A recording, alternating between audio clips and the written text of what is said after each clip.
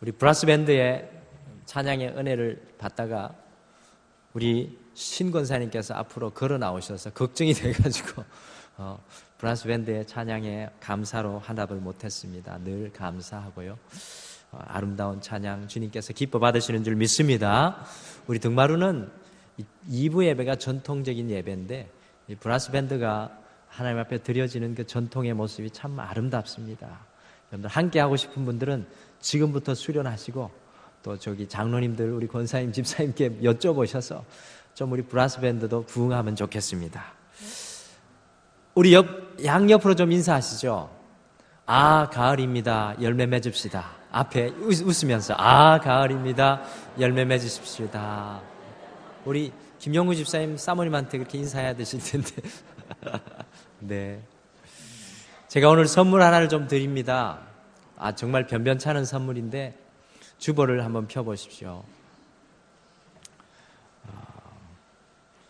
정말 부족한 시인데 하나님이 가끔 이 시심의 마음을 주실 때가 있습니다.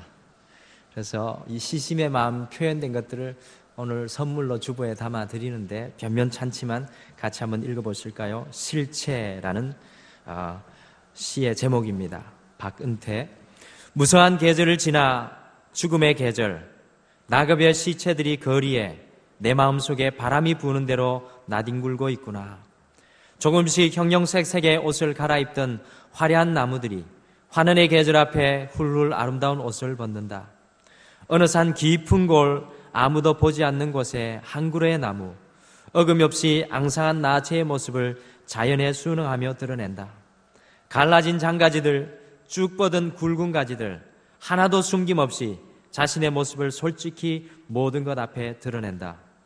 환원의 계절에 내가 갈아입었던 가식의 낙엽옷을 벗어버리고 모든 것 앞에, 하나님 앞에, 나의 사랑하는 사람들 앞에 나의 모든 진실, 실체를 드러내고 싶다. 아멘은 안 하셔도 돼요. 성경, 박수를 또, 감사합니다. 이거, 나중에 하나가 더 있는데, 시가 또 박수를 치려고 그러십니까? 네, 하여튼, 무한합니다. 정말 가을입니다. 이 가을에 우리가 해야 될 일이 여러 가지 있지만, 이 가을에는 열매 먹고 벗어야 합니다. 그래서 여러분들 오늘 이 예배를 드리면서 하나님 앞에 내가 입고 있지 말아야 될 옷들, 하나님 앞에 가지고 있지 말아야 될 삶의 모습들을 좀 낙엽이 모든 것을 벗어내듯이 여러분과 제가 하나님 앞에 다 벗어버리고 자유로이 살아가기를 간절히 축원합니다. 어릴 때 어머니께서는 저를 이발소에 보내지 않고 손수 머리를 깎아주셨습니다. 제 친구들은 이발소를 거의 대부분 갔는데 저희 어머니는 왜 그런지 저를 특별히 사랑해서 그런지 이발소를 보내시지 않으셨습니다. 여기에 연세가 좀 있으신 분들은 대부분 다 어머니께 머리를 내밀고 그 머리를 깎이우셨을 것입니다. 그래서 저희 머리는 늘 바가지를 엎어놓은 것과 같은 이 머리였던 것을 기억을 합니다. 저희 아버지는 장난기가 많은 분은 아니시지만 호기심이 아주 많으신 분이십니다. 그래서 무언가 새로운 것을 보면 굉장히 호기심을 가지시고 그것을 만져보고 싶어 하시고 작동시켜 보고 싶어 하십니다. 어릴 적에 어머니께서 집에 계시지 않을 때 아버지께서는 제 머리에 그날따라 호기심을 가지셨습니다. 그래서 싫다고 하는데 자꾸 제 머리를 깎아주시겠다는 것입니다. 아주 낡은 종이도 잘 베이지 않을 것 같은 가위를 들고 오셔가지고 제 머리를 깎겠다는 큰 호기심의 눈동자로 저를 괴롭히셨습니다. 저는 어린 나이에도 저에게 굉장한 위기가 다가오고 있다는 것을 그 순간 느꼈습니다. 어머니께서 집에 계시지 않으셨기에 저를 도와줄 후원군도 아무도 없었습니다. 하는 수 없이 제 머리를 아버지께 빼앗겼습니다. 아버지는 정말 행복하게 머리를 깎고 콧노래도 부르셨습니다. 그런데 이게 웬일입니까? 제 머리가 까치집이 되고 말았습니다. 뭐 당연한 일이죠. 머리를 깎아본 적이 없는 초보자가 머리를 깎았으니 말입니다. 제 모습을 보고 저는 아버지 앞에 엉엉 울어버리고 말았습니다. 아버지는 해맑게 껄껄 웃으시고는 가자 이발소로 라고 말씀하셨습니다. 아버지가 참으로 원망스러웠고 나는 울음이 터지는데 아버지는 저를 보고 어찌나 이발소로 가는 길에도 웃으시는지 아버지를 도저히 어린 마음에 이해할 수가 없었습니다. 지금도 가끔 아버지께서는 제가 이해할 수 없는 돌발 행동을 하실 때가 있습니다. 이발소에 가니까 이발소 아저씨가 제 편이었습니다. 아버지를 혼내시면서 아들 머리를 이렇게 만들어 놓으면 어떻게 하느냐고 말씀하시면서 저의 머리를 원상복구시켜 주셨습니다. 여러분들, 미용 전문가의 손이 닿으면은 비전문가가 최선을 다했을지라도 비교 자체는 불가능하다는 것을 제가 그 어린 나이지만 다시 한 번 더 깨닫게 되었습니다. 절대로 아버지에게 내 머리를 빼앗기지 않으리라. 되도록이면 어머니에게도 내 머리를 깎지 않으리라는 그 결심이 그 순간 일어났습니다. 여러분들, 후회 없는 삶을 우리가 살기 원한다면은 우리가 맡기는 것을 잘 해야 합니다. 내가 다 잘할 수 있는 게 아닙니다. 내가 못하는 일을 억지로 하게 되면 우리가 한계에 부딪히게 됩니다. 뿐만 아니라 실패할 수 있습니다. 그러나 전문가에게 나를 맡기면 범사가 잘 됩니다. 세상 사람들과 달리 오늘 이 자리에 앉아 계신 분들은 하나님께 인생을 맡기고 사는 분이신 줄 여러분들 믿으시기를 바랍니다. 하나님께 나를 맡길 때, 하나님께 내 인생을 맡길 때 아주 특별한 선물을 우리가 받게 됩니다. 내 영혼이 잘 되는 선물을 받게 됩니다. 영혼이 잘 되는 것 외에 더 바랄 것이 무엇이 있겠습니까? 영혼이 해결받은 사람은 세상에서 분명 인정받고 존경받을 만한 사람이 되게 되어 있습니다. 저는 등마루 이 교회의 담임 목회자로 여러분 모두가 세상에서도 존경을 받을 뿐만 아니라 예수님 앞에서도 인정받으시는 모든 우리 성도님들 되기를 소원합니다. 성경에 이 아리마대 요셉이라는 사람이 등장하는데요. 이 사람은 예수님의 시신을 자기 조상의 무덤에 안치한 인물이었습니다. 성경에는 그의 인물됨을 두 가지로 평가하고 있습니다. 마태복음 15장 43절 말씀에 보면 이런 말씀이 있습니다. 이 사람은 존경받는 공회의 원이요 하나님의 나라를 기다리는 자라. 아리마대 요셉은 사람들로부터 존경받는 국회의원이었습니다. 여러분들, 국회의원이 존경받는 일이 쉽지 않습니다. 사람으로부터 존경받는 국회의원이었습니다. 그리고 그는 하나님의 나라를 기다리는 사람이었습니다. 그리스도인이 추구해야 할 두 가지 분명한 삶의 목적을 우리는 아리마대 요셉을 통해서 깨닫게 됩니다. 우리는 아리마대 요셉처럼 사람들로부터 존경을 받고 하나님의 나라를 사모하며 살아가는 모범적인 인물이 되어야 될 줄 믿습니다. 저는 우리 등마루교회 모든 성도님들, 이 교회 예배로 함께하는 모든 성도님들까지 세상 가운데서 여러분이 살아가는 그 현장 가운데서 저 사람은 과연 그리스도인이구나, 저 사람을 보니 하나님이 살아계심을 믿겠다라는 그런 고백을 여러분의 삶을 통해서 드러내셨으면 좋겠습니다. 또한 하나님의 나라를 사모하는 여러분들 되시기를 바랍니다. 과연 어떤 사람이 사람들에게 존경을 받고 하나님의 나라를 사모하는 자가 될까요? 첫째로, 내가 하나님의 손안에 있음을 믿는 자입니다. 내가 하나님의 손안에 있는 것을 믿는 자입니다. 여러분들, 사회생활을 아주 잘하는 사람들은 내 위치가 어디에 있는지 잘 알고 있는 사람입니다. 우리가 흔히 하는 말 중에 내 꼬라지를 알라라는 말이 있습니다. 여러분들, 꼬라지는 꼬락서니의 방언으로 충청도나 전라도에서 흔히 쓰이는 사투리이죠. 여러분들, 성질 부리는 사람을 향해서 쓰이는 말인데요. 위아래를 구분하여 가지고 표정 관리를 잘하라는 뜻이 담겨 있습니다. 곧 윗사람은 항상 겸손한 태도와 온화한 얼굴로 대하며 아랫사람에게는 친절하게 대할 수 있는 사람은 꼬라지 관리를 잘하는 사람입니다. 그러므로 내 꼬라지를 알라는 말은 우리가 어떤 자리에 서서 살아가야 할지를 알라라는 말입니다. 성경 속에는 이와 같이 자신의 꼬라지를 알아서 어디에 서서, 그걸 어떤 사람의 아래 서서 가야 할지를 잘 아는 사람들에 대한 이야기가 기록되어 있습니다. 그 중에 하나를 말씀드리겠습니다. 유대 땅에 에비멜렉과 나옴이라는 부부가 살았습니다. 아들 둘의 이름은 말론과 기론이었습니다. 그래서 나라의 기근이 들자 더 이상 유대 땅에 살 수가 없어서 가족 전체가 이스라엘에서 이방 땅으로 이민을 가게 되었습니다. 이민 가서 두 아들은 모함 여인과 결혼을 하였습니다. 첫째 며느리는 오르바였고 둘째 며느리는 룻이었습니다. 그런데 불행하게도 10년 후 남편 엘리멜렉과 두 아들 말론과 기론이 다 죽어버리는 그러한 아주 참담한 일이 벌어지게 되었습니다. 시어머니와 며느리 둘만 남는 신세가 되었습니다. 시어머니는 며느리들에게 각자 살 길을 찾아 떠나라고 합니다. 둘째 며느리 오르바는 뒤도 돌아보지 않고 시어머니를 떠났습니다. 어머니 밑에 있다가는 살 수 없음을 판단했기 때문입니다. 그러나 첫째 며느리 룻은 그 시어머니를 떠나지 않았습니다. 두 가부가 이제 그 이방 땅에서 유대 땅으로 다시 돌아가게 되었는데요. 그 사는 것이 여러분들 힘겹고 어려웠습니다. 그런데 그 고향 땅에서 먼 친척인 보아스라는 부자를 나오미가 알게 되었습니다. 시어머니 나오미는 이 보아스의 손에 룻을 맡겨야 되겠다는 결심을 하게 되었습니다. 나오미는 룻이 계획적으로 보아스에 접근하여서 보아스의 아내가 되게 합니다. 결과적으로 보아스는 룻을 아내로 맞이하였습니다.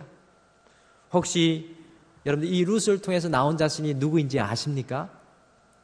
룻기 4장 22절에서 23절 말씀해 보면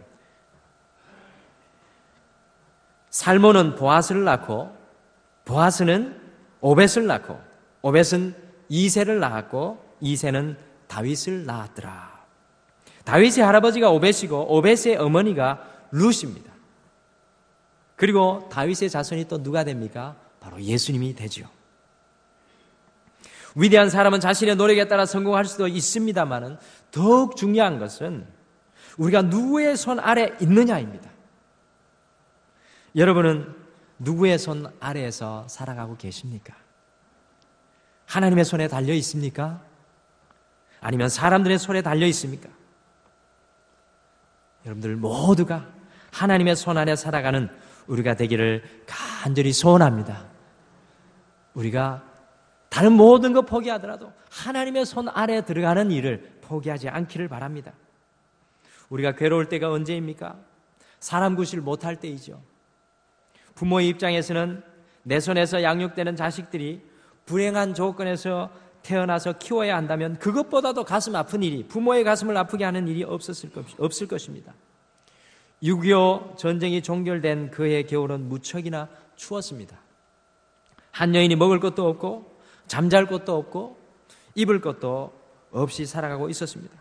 어느 날 그 여인이 눈보라가 치는 언덕길을 임신한 몸으로 걷고 있었습니다. 그 여인은 임신만은 하지 않기를 원했는데 그저 임신하고 말았습니다. 여인이 추운 겨울 길거리에서 출산이 임박하자 허름한 창고에서 아기를 낳았습니다. 이빨로 태출을 끊고 아이를 옷으로 감쌌습니다. 추위로 떨고 있는 아이를 위해서 자신은 실오라기 하나 걸치지 않고 남김없이 옷을 다 벗어서 그 아기를 감쌌습니다. 그리고 그 아기를 꼭 안았습니다. 그리고 얼마 지나지 않자 산모는 동사하고 말았습니다. 그 길을 지나가던 선교사는 그 딱한 사정을 보고 그 사태를 짐작하고 동사한 그 여인은 땅에 묻어주고 아기는 응급조치한 후 살려내었습니다. 여러분들 어머니가 부자의 손이었다면 둘 다 잘 살 수 있었을 텐데 그만 이 비운의 주인공이 되어버리고 말았습니다. 혹시 이 자리에 지금도 많은 분들, 우리 성도님들 중에 어려운 상황 가운데 놓여있는 성도님들이 계실 수 있을지도 모르겠습니다. 과연 오늘 어려운 상황을 살아가고 있는 우리에게 어떤 희망과 용기의 말씀이 전해지고 있습니까? 성도 여러분, 어렵고 힘들 때, 아무것도 의지할 수 없을 때 하나님의 손에 여러분의 인생을 맡겨보십시오. 주님께서 돌봐주실 것을 믿습니다. 하나님께 나의 염려를 맡기는 사람은 겸손한 사람입니다. 여러분들 왜 겸손할까요? 하나님께 맡기면 되는 일이 많기 때문에 하나님 앞에서는 우리가 겸손할 수밖에 없습니다. 교회에 다니는 성도들은 겸손이란 말을 참 많이 듣습니다. 여러분들, 겸손이란 무엇일까요? 겸손은 하나님 앞에서 자신이 하나님의 뜻을 행할 수 없는 죄인인 것을 알고 스스로 자랑하는 것을 버리고 낮은 데 처하여서 하나님께 긍휼을 구하는 마음 자세입니다. 하나님 앞에서 자신이 하나님의 뜻을 행할 수 없는 죄인임을 아는 것이 겸손이요, 스스로 자랑하는 것을 버리는 것이 겸손이요, 낮은 데 처하는 것이 겸손이요, 그리고 하나님께 긍휼을 구하는 그 마음의 자세가 겸손입니다. 왜 겸손할 수밖에 없을까요? 내 손에 맡겨진 일들을 완벽하게 해낼 수 있는 그 능력자가 우리는 못되기 때문에 우리는 겸손해질 수밖에 없습니다. 나는 부족하니 하나님의 긍휼을 구할 수밖에 없는 인물임을 아는 것, 바로 이것이 겸손인 것입니다. 이번 주에 2016년 목회 계획을 세우기 위해서 우리 등마루 전임 교역자들이 함께 안성 이 사랑의 수양관에 가서 목회 계획 워크숍을 하였습니다. 우리 새 전임 교역자들이 하나님의 교회를 잘 섬기고 잘 세워보려고 머리를 얼마나 짜내었던지 나올 것도 없는데 짜내려고 하니까 정말로 30분, 40분만 회의가 하고 나면 뒷목이 뻐근할 정도로 믿으시거나 말거나 우리가 얼마나 열심히 했는지 모릅니다. 밥 먹고 나서 한 5시간, 그리고 이렇게 앉아서 밤늦게까지 장소도 옮겨가면서 피곤을 피하기 위해서 했는데 정말 힘들더라고요. 그게 얼마나 힘들었던지 우리 배용광 전사님이 그냥 당장에 갔다 와서 몸살이 걸리고 말았습니다. 저도 보면은 상태가 별로 안 좋잖아요. 얼굴이 꺼무틱틱하고. 어젯밤에 설교를 준비를 하는데 육신의 연약함이 공격해 옵니다. 타이핑을 할 수가 없이 머리가 아프고 눈도 아프고. 그래서 하나님께서 저를 깨닫게 하시는구나. 이것이 또 나를 하나님께서 깨닫게 하시는구나. 네가 하는 것 같지만 내가 하는 것인데 왜 내 자리를 비워두지 않고 너희들 혼자 가느냐는 하나님의 음성이 저에게 들리는 것만 같았습니다. 그래, 에라 모르겠다 설교고 뭐고 밤새도록 잤습니다. 어제는. 여러분들, 설교도 내가 하는 게 아니더라고요. 얼마 전까지만 해도 내가 설교를 금요일날 밤부터 목요일날부터 준비해서 멋있게 설교 준비해서 설교 전하면 하나님이 역사하시겠지. 그게 아닌 것 같아요. 아무리 잘 준비된 설교 속에서도 하나님의 능력의 손 안에 들어가지 않으면 그것에는 하나님의 능력이 나타나지 않는 것입니다. 사랑하는 성도 여러분, 우리는 이와 같은 우를 범할 때가 너무나도 많이 있습니다. 우리가 다 잘할 것 같이 살아갑니다. 우리가 우리의 인생을 경영할 것처럼 살아갑니다. 여러분들 잘 아시잖아요. 어려움을 당하면, 어려움 가운데 처하면 여러분들이 다 할 수 없다는 것을 금방 깨닫고 금방 우리는 주님 앞에 무너질 수밖에 없습니다. 여러분들, 저는 개인적으로 이 목회 계획 워크숍을 통하여서 더욱 겸손하게 되었습니다. 하나님의 능력의 손을 더욱 붙잡게 되었습니다. 남은 2015년과 다가오는 2016년은 우리 등마루의 모든 성도님들, 등마루의 모든 가정들, 등마루 교회가 겸손히 하나님께 모든 것을 맡기기를 간절히 소원하고 축원합니다. 여러분들, 성공하는 사람, 실력 있는 사람, 그리고 주변 사람들로부터 인정받는 사람들의 공통 분모가 있습니다. 여러 가지 원인이 있겠지만 성공하는 사람의 한 가지 공통적인 특징은 겸손합니다. 겸손한 자는 남들이 잘하는 것 있으면 좋아합니다. 겸손한 사람들은 남들이 어떻게 사느냐에 그 별 관심이 없습니다. 겸손한 사람은 인정받으면 남들을 또한 인정해주고 그들을 세워줍니다. 제가 아는 여자 전도사님 한 분이 있는데요, 그분은 모든 일에 아니오가 없습니다. 웬만하면 예스였습니다. 부교역자 중에 나이로는 제일 연소했지만 담당하는 초등부서가 가장 부흥하였습니다.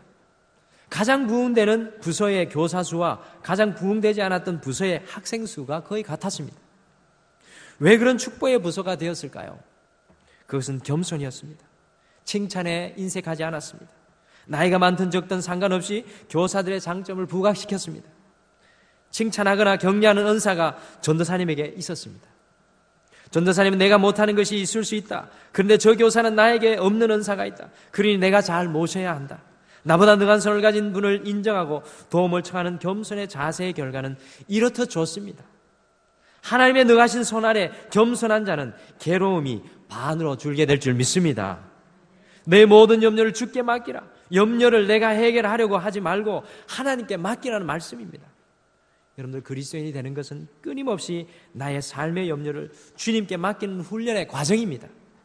우리의 짐을 겸손히 주님께 맡기며 믿음으로 담대히 살아가는 사람의 삶이 바로 그리스도인의 삶인 것입니다. 우리가 어떻게 우리의 염려를 주님께 맡겨드릴 수 있겠습니까? 겸손하게 자신을 맡겼더니 염려했던 일들이 해결되더라는 간증이 있는 성도는 이 말씀의 뜻을 아주 잘 알고 있을 것입니다. 맡긴다는 헬라어로 에피립토로서 던진다라는 뜻이 있습니다. 풀이하면 염려가 되는 모든 것을 하나님께 던지라는 것입니다. 염려를 붙들고 사는 것이 아니라 염려를 던져버리고 살라는 말씀에 여러분들 귀를 기울여 보십시오. 내가 실수해서 부담을 가져야 하는 염려가 있는가 하면 원치 않게 남의 염려까지 떠맡게 되는 것이, 될 수도 있는 것이 바로 우리 인생입니다. 사람은 떠맡는 것을 귀찮아하고 겁을 먹습니다. 내 실수도 아닌데 왜 남의 실수까지 떠맡아서 고생하는가라는 그러한 고통의 호소를 우리가 드러낼 때가 있습니다. 떠맡는 것이 복이 될 수도 있다는 여러분들 예수님의 음성을 듣게 된다면 상황은 달라지죠. 여러분들, 앵무새 중에 가장 고가로 팔리는 종류가 히아신스 마카우라고 합니다. 비싼 이유는 포획하기가 어렵습니다. 젊은 청년 두 사람이 정글 여행을 하다가 다리가 부러진 히아신스 마카우 어미새를 한 마리 발견했습니다. 새의 가치를 모르는 친구는 그냥 죽게 놔두라고 합니다. 정글 여행도 힘든데 그것까지 챙기면 힘들지 않느냐는 이유였습니다. 그런데 이 청년이 히아신스 새끼 두 마리를 더 발견하게 되었습니다. 옆에 있던 친구는 충고합니다. 한 마리도 부족해 새끼까지 다 떠맡으려고 하느냐. 친구의 충고는 귓가에 들어오지 않습니다. 그 젊은이는 세 마리를 다 떠맡는 것에 대해서 전혀 부담스럽지 않았습니다. 여러분들, 왜 부담이 되지 않았을까요? 왜 세 마리의 새를 떠맡으려고 했을까요? 새 한 마리당 가격을 이미 알고 있었기 때문입니다. 한 마리당 1,500만 원이었으니까요. 세 마리면 4,500만 원이 되기 때문에 남들은 힘들게 새를 돌보려고 하느냐고 빈정되었지만 감당할 수가 있었습니다. 여러분, 내가 떠맡아야 할 이 염려 덩어리들이 결국 유익이 될 수 있다면 그 염려를 가지고 가겠습니까? 버리고 가겠습니까? 버리고 갈 수 없는 이유는 유익이 되기 때문입니다. 하나님께서는요, 우리 인생들에게 때로는 짐을 허락하십니다. 여러분에게, 저에게도 무거운 짐을 허락하시죠. 근데 그 짐이 너무나 소중한 짐이 될 때가 있습니다. 그 짐을 우리 주님께서 주시고 또한 그 짐을 우리를 통해 하나님께서 맡기기를 원하시는 분이 바로 우리 하나님이십니다. 가족이 우리의 소중한 짐이 아닙니까? 우리의 가정이 우리의 소중한 짐이 아닙니까? 이 교회가 우리가 짊어져야 할, 이 교회에서 주님의 사명을 짊어져야 할, 그것이 바로 우리에게 소중한 짐이 되는 줄 믿습니다. 여러분들, 돌본다는 것은 끝까지 책임을 지시겠다는 의지가 담겨 있습니다. 하나님은 어떻게 내가 가진 염려들을 해결해 주실까요? 주께서 돌보시고 책임을 지신다고 하셨는데 어떻게 돌보실까요? 포도나무 비유를 통해 알 수 있습니다. 농부는 열매 맺는 가지는 보존하고 열매 맺지 못하는 가지는 과감하게 잘라버립니다. 잎만 무성한 가지가 쓸모없는 이유는 열매 맺는 가지와 양분을 공유하게 되면 특실한 포도송이를 열매 맺는 가지가 얻을 수 없기 때문입니다. 그래서 잎만 무성한 열매 맺지 못하는 가지는 잘라버립니다. 주님은요, 내가 가지고 있는 염려를 없애는데 도움을 주시는 분으로 신앙생활 할 때 불필요한 가지를 우리 주님께서는 잘라내기 시작합니다. 여러분들에게, 저에게도 마찬가지입니다. 우리에게 불필요한 신앙의 가지들을 우리 주님께서는 잘라나가고 계십니다. 그게 바로 1차적인 돌봄의 시작입니다. 신앙생활에 도움이 되지 않는 것들임에도 불구하고 없어지면 불안하고 두려울 때가 있지요. 염려되는 일을 우리가 주님께 맡겨봅시다. 그리고 필요하지 않는 것들을 주님 앞에 내어놓고 주님께서 잘라주시는 것들을 체험하는 여러분과 제가 되기를 간절히 축원합니다. 주님께서 책임져 주시고 보답해 주실 줄 믿습니다. 모든 염려를 주께 맡기라. 주가 돌보십니다. 안양 제1교회 홍성욱 목사님의 이야기입니다. 목사님이 고등학교 1학년 때 등록금을 1년 동안 미납했다고 합니다. 중고등학교 다닐 때 한 번도 도시락을 싸가지고 다닌 적이 없을 정도로 가난한 목회자의 아들이었습니다. 어느 날 등록금 미납한 학생 6명을 세워놓고 선생님이 훈계를 하는데 죽고 싶었다고 합니다. 유독 홍성욱 학생에게만 아픔을 주는 말을 하더라는 것입니다.